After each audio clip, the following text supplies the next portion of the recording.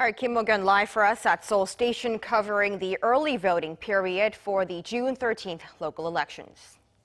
Now, staying with the elections in the country, though, through the polling stations are open for those who cannot vote on June 13th. Candidates are still in campaign mode, rallying for support like there's no tomorrow. So far, though, the ruling party has a commanding lead. Our Kim Min-ji with the details.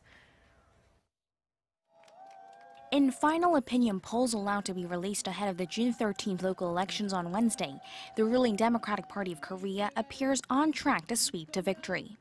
The ruling party is in the lead in 14 of the 17 metropolitan cities or provinces, including Seoul and even traditional conservative strongholds such as Ulsan and Busan.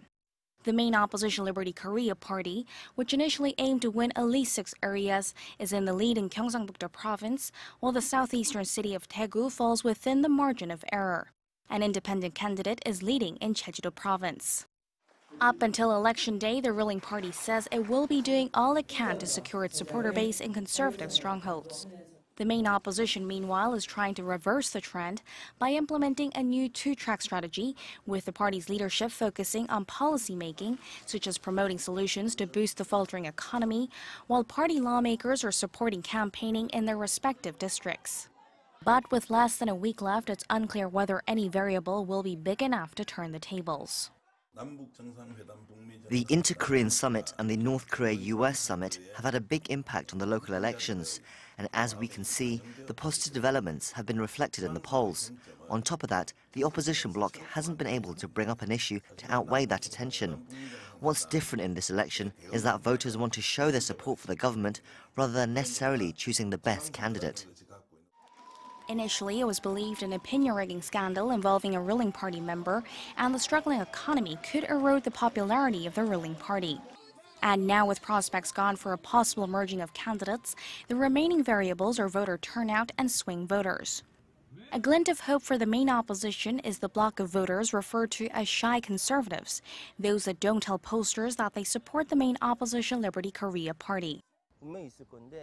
There are bound to be people like this, as we saw in the presidential election last year. But the problem for the main opposition party is that it's positioned itself badly.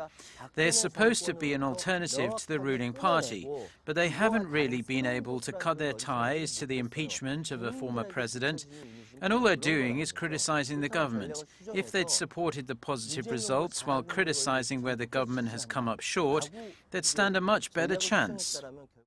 Should the outcome of the local elections fall in line with the recent polls, especially in traditionally conservative regions, some say the political dynamics in the nation could see a seismic shift. Although it is slightly in the lead, the main opposition party faces a difficult situation even in Daegu and Gyeongsangbuk-do Province. If it loses Busan and Ulsan, it could be the end of the party as we know it. Now it's down to the voters. Will they throw their support behind the government's peace initiative?